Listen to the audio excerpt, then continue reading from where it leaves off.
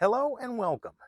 My name is Joe, and I bought 5 acres of raw land in the high deserts of Arizona, and I am building an off-grid homestead.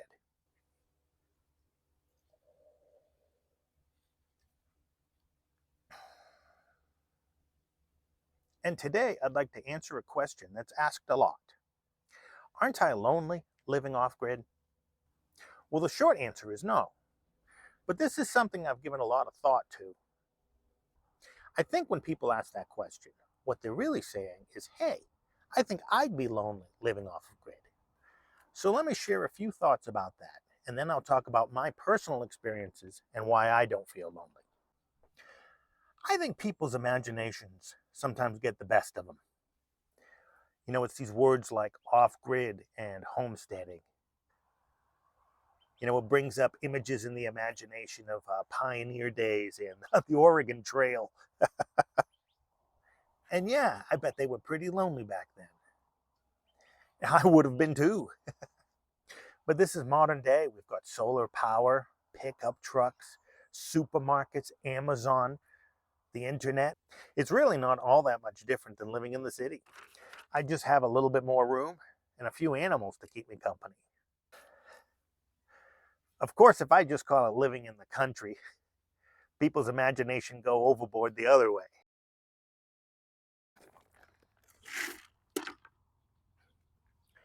So why do we feel lonely anyway? Is it just when we're alone? Duh! Not always.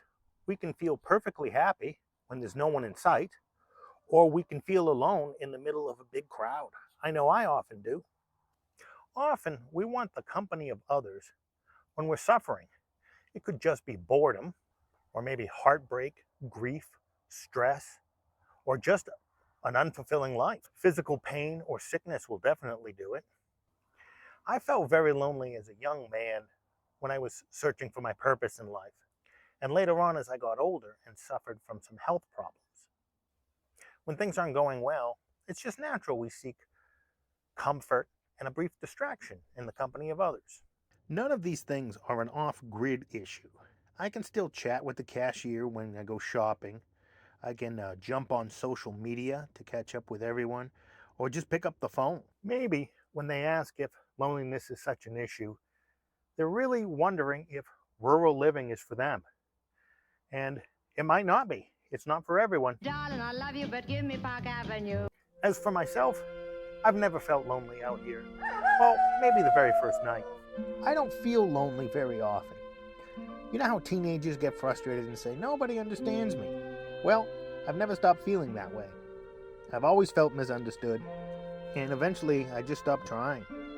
I prefer the company of animals. Animals seem to understand me, and I have lots of animal friends now. I've got chickens, who are just very weird creatures. Bird brains are so different from mammal brains. I've got rabbits, who are friendly, but also pretty timid and very small. I have goats, who are very friendly, but also very naughty. They're a lot like dogs in many ways. I just enjoy being out in nature. The other night, a desert toad came to visit me and bathed in our goat's water dish.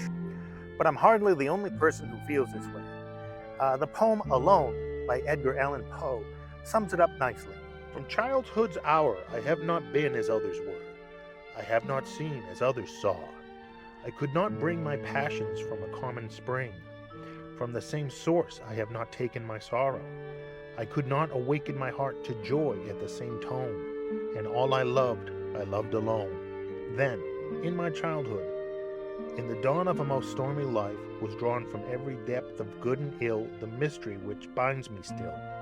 From the torrent or the fountain, from the red cliff of the mountain, from the sun that round me rolled in its autumn tint of gold, from the lightning in the sky as it passed me flying by, from the thunder and the storm, and the cloud that took form, when the rest of heaven was blue, of a demon in my view. What I think Poe is saying is that nature reveals herself to us when we allow ourselves to be different, and we allow ourselves to be alone for a little bit. And I have found that to be true. We miss a lot when we're absorbed in conversations, whether it's golden sunsets, or strangely shaped clouds, or visiting toads. I think the lesson is maybe we should all spend a little more time alone. Well, thanks for watching.